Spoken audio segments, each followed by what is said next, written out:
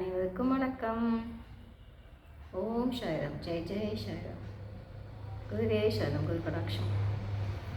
இன்றைக்கி எதை பார்க்கலான்னா சத் சங்கம் இந்த டைட்டிலில் பார்க்கலாம். சரிங்களா?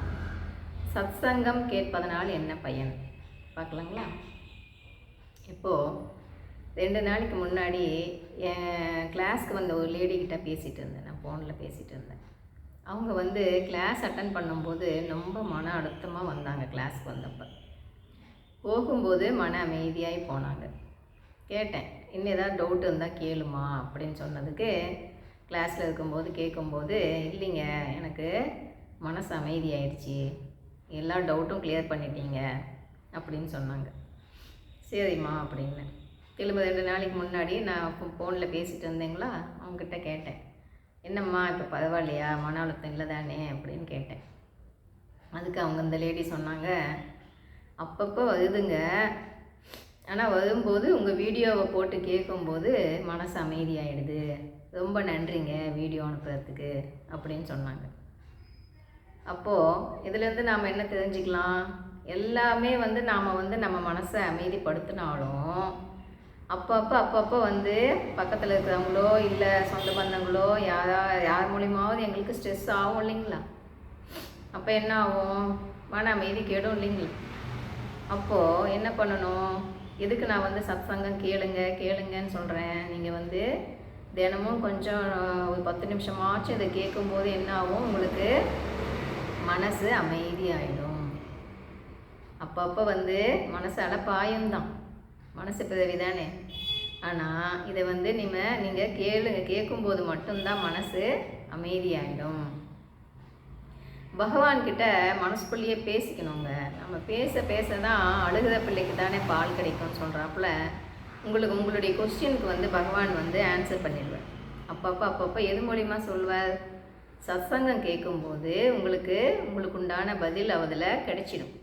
எங்கே போய் கேட்டாருனாலும் நீங்கள் வந்து எந்த சத்சங்கம் கேட்டிங்கனாலும் அங்கே வந்து உங்களுக்குடைய பதில் வந்து உங்கள் கொஸ்டினுக்குடைய பதில் வந்து பகவான் சொல்லிடுவார். ஏன்னா அந்த சத்சங்கம் நடக்கிற இடத்துல பகவான் இருப்பார். அதை சொல்ல வைக்கிறதே அவர் தானே. ஆகையினால் நீங்கள் இதை கேட்கும்போது மட்டும்தான் உங்களுக்கு மனசு அமைதியாகும். சரிங்களா? இப்போ காடுன்னா என்னன்னு பார்க்கலாம். ஜெனரேஷன், ஆப்ரேஷன், டிஸ்ட்ரக்ஷன், ஆக்கல், காத்தல், அழித்தல், தட் இஸ் கால்ட் காட். சரிங்களா? தமிழ் என்ன சொல்கிறாங்க? கடவுள். கட கூட்டல் உள், மனதை உள்ளே கடப்பவன் கடவுள் ஆகின்றான். சரிங்களா? நம்ம மனசை எப்போ நாம் வந்து பைபாஸ் பண்ண முடியும்? மனசை உள்ளே கடக்கும்போது, மனிதன் உள்ளே கடக்கும்போது மட்டுமே மனசை வந்து பைபாஸ் பண்ண முடியும். மனசை பைபாஸ் பண்ணும்போது என்ன ஆகும்? அப்போ தான் வந்து ஆத்மா வலுவடையும். எங்களுடைய ஆத்மா அப்போ தான் சக்தி பெறும். ஆத்மா சக்தி பெறும்போது என்ன ஆகும்? ஆத்மா சக்தி அடையும் போது மட்டும்தான் எங்களுக்கு வந்து பின்னாடி என்ன நடக்குதுன்னு முன்கூட்டியே எங்களுக்கு தெரிஞ்சிடும். சரிங்களா? அப்போது நாம் உள்ளே போக தான் நாம் வந்து ஒவ்வொன்றா வந்து நாங்கள் தெரிஞ்சுக்க முடியும்.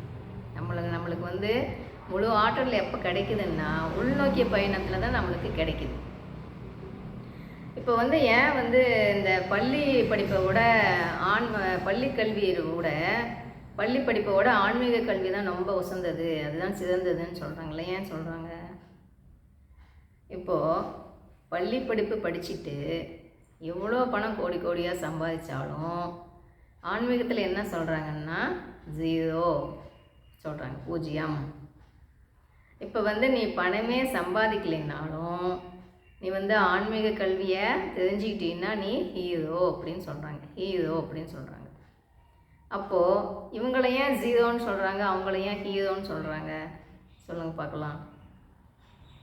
இப்போ நம்ம எவ்வளோ தான் கோடியாக பணம் சம்பாதிச்சாலும் நம்ம வந்து பகவானை பற்றி எதில் தெரிஞ்சுக்க முடியும்னா ஆன்மீகத்தில் போதும்போது மட்டும்தான் தெரிஞ்சுக்க முடியும். அந்த சத்சங்கம் கேட்கும்போது மட்டும்தான். சத்சங்கமே ஆன்மீக கல்வி. சத்சங்கம் கேட்கும்போது மட்டும்தான் நம்ம வந்து பகவானை புரிஞ்சிக்க முடியும். அப்போது நம்ம தியானம் பண்ணும்போது இந்த மனுஷ பிறவியில் மட்டும்தான் பகவானை பக்தியில் பூந்து பகவானை உணர முடியும். உணர்ந்துட்டு கடைசியாக பகவான் பாதத்துக்கு போய் சேர முடியும், முக்தி அடைய முடியும் இல்லைங்களா? அப்போ இதில் பூதலைன்னு வச்சுக்கோங்களேன். எவ்வளோ சம்பாதிச்சாலும் எவ்வளோ சந்தோஷமாக ஆடம்பர வாழ்ந்தாலும் அவங்களுக்கு திரும்ப அந்த பிறப்பின் அந்த சுழற்சி திரும்ப வந்துக்கிட்டே இருக்கும். பிறப்புன்ற அந்த சுழற்சி திரும்ப வந்துக்கிட்டே இருக்கும். இதில் ஆன்மீகத்தில் பூந்து இதை தெரிஞ்சிக்கும் போது மட்டும்தான் பகவான் பாதத்துக்கு போய் சேர முடியும். ஆகையினால் நாம் என்ன பண்ணலாம்? உள்நோக்கிய பயணம். ஆன்மீகம் என்பது உள்நோக்கிய பயணம்.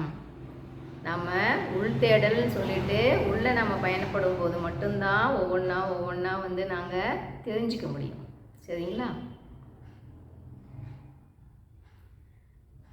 அப்புறம் என்ன பார்க்கலாம்?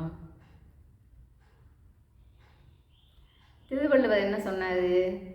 பிறவி பெருங்கடல் நீந்தார் இறைவனடி சேராதார் சொன்னாருங்களா? எப்படி சொன்னாங்க? இப்படி பக்தியில் பூதும்போது மட்டும்தான் பாதத்துக்கு போய் சேர முடியும்.